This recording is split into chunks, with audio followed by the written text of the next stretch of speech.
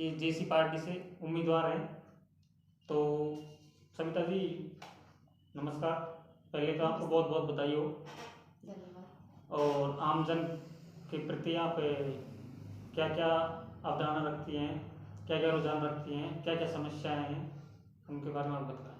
मेरा सबसे पहले तो यही है कि मैं महुआ की जनता को न्याय दिलाना चाहती हूँ। तो मैं भी चाहती हूँ कि हमारे समाज में भी कोई मतलब विधानसभा से एमएलए बन के निकले।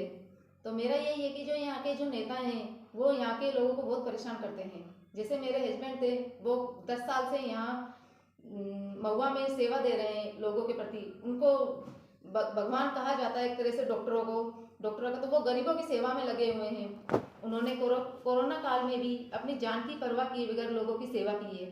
सबसे पहला टीका उनको कोरोना काल में सबसे पहला टीका उन्हीं को लगा है, जबकि सब लोग घबराए हुए थे। इन्होंने जान की परवाह किए बगैर सबसे पहला टीका खुद पे लगवाया।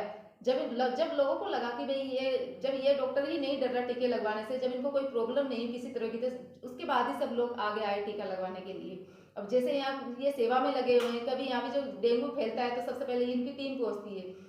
जैसे पाखर में उल्टी दस्त हुए थे तो सबसे पहले यही पहुंचे थे। और जैसे कोई गरीब आदमी है हॉस्पिटल में दिखाने करने जाता है तो सबसे ज़्यादा भीड़ इन्हीं के पास में होती है। सबसे अच्छा, और सबकी मतलब जो गरीब से गरीब लोग हैं उनकी भावनाओं को सुन के उनको दवाई ट्रीटमेंट हर तरह की परेशानियों को सुना जाता है। ऐसे डॉक्टरों को अगर यहाँ महुआ में नहीं टिकने दिया जाएगा तो यहाँ की जनता क्या करेगी। जनता बहुत परेशान है यहाँ की, इसलिए हम चाहते हैं कि यहाँ मतलब हर तरह से मतलब वही एमएलए बने जो स्वच्छ छवि वाला हो, ईमानदार हो और गरीबों की सुन सके। चुनाव जीतने के बाद में आपको कौन कौन से मुद्दे रहेंगे? मेरे कई मुद्दे रहेंगे, जैसे कि कानून व्यवस्था, एक बेरोजगारी, और एक ये पेयजल समस्या, और एक स्कूल की व्यवस्था। जहाँ भी बेरोजगारी होगी सबसे उपयुक्त जगह है यहाँ फैक्ट्री खोलना। जब यहाँ फैक्ट्री खुल जाएगी तो यहाँ बहुत सारे बेरोजगार हैं, उनको रोजगार मिल जाएगा। क्योंकि यहाँ पे एक तो रेलवे स्टेशन पास है, एक बस स्टैंड पास है, तो सबसे उपयुक्त जगह महुआ में फैक्ट्रियों की है, जिससे कई बेरोजगारों को रोजगार मिल जाएगा। दूसरी शिक्षा व्यवस्था में सबका पूरा ध्यान रखा जाएगा। टीचर किस तरह पढ़ा रहे हैं, ध्यान दे रहे हैं नहीं दे रहे, कर्मचारियों इनका सबका एक शेड्यूल होगा कि वो ध्यान देते हैं नहीं देते। और पेयजल समस्या, जहाँ भी पानी की सप्लाई अप्लाई है, जहाँ प्रॉपर नहीं हो रही वहाँ पे पूरा हम ध्यान देंगे और वहाँ सप्लाई लागू कराने की पूरी कोशिश करेंगे। जो भी सारी महुआ हॉस्पिटल के लिए क्या योगदान रहेगा? हमारे महुआ हॉस्पिटल का ये योगदान रहेगा कि सभी डॉक्टर टाइम पे आएँ, टाइम पे जाएं, और जो भी ये मरीज हैं ये इधर उधर भटकते हैं, इनका सही से मतलब ध्यान दें उन पे।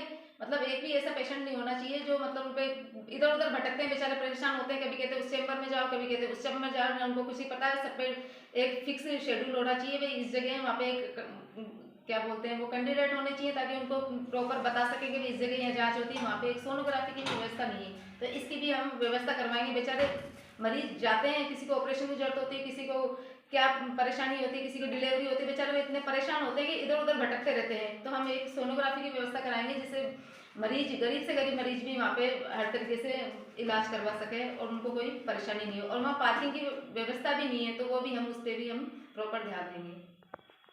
चालू कर। महुआ से विधायक बनती हो तो कानून व्यवस्था में आपका क्या अहम योगदान रहेगा?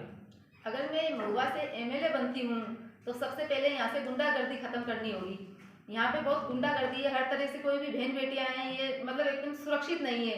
एमएलए बनती हूँ तो सबसे पहले तो यहाँ गुंडागर्दी खत्म होगी, और यहाँ जो आवारागर्दी होती है तो ये आवारागर्दी मैं बिल्कुल बंद करना चाहती हूँ। या तो जो आवारागर्दी अगर बंद नहीं हुई तो या तो उनको यहाँ से महुआ छोड़ के जाना पड़ेगा, या फिर उनको जेल में जाना पड़ेगा। और सबसे पहली दूसरी व्यवस्था है कि यहाँ की बहन बेटियाँ बिल्कुल सुरक्षित होंगी। अगर किसी बहन बेटे को किसी ने भी हाथ लगाया तो उसको मतलब सीधा ही इतना पनिशमेंट मिलेगा कि वो कभी भी जिंदगी भर उसकी पीढ़ियां घबराएंगी किसी भी बहन बेटी को हाथ लगाने से पहले।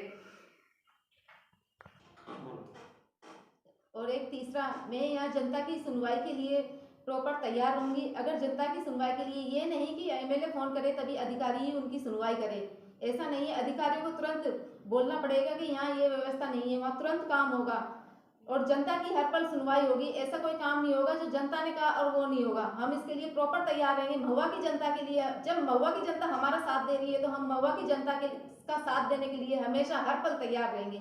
यही मेरा एमएलए बनने के बाद का ख्वाब है। ओम प्रकाश अल्ला जी, यहाँ पे कभी तो सैनी बन जाते हैं, कभी भैरव बन जाते हैं, तो इस संदर्भ में उनके बारे में आपका क्या रुझान है?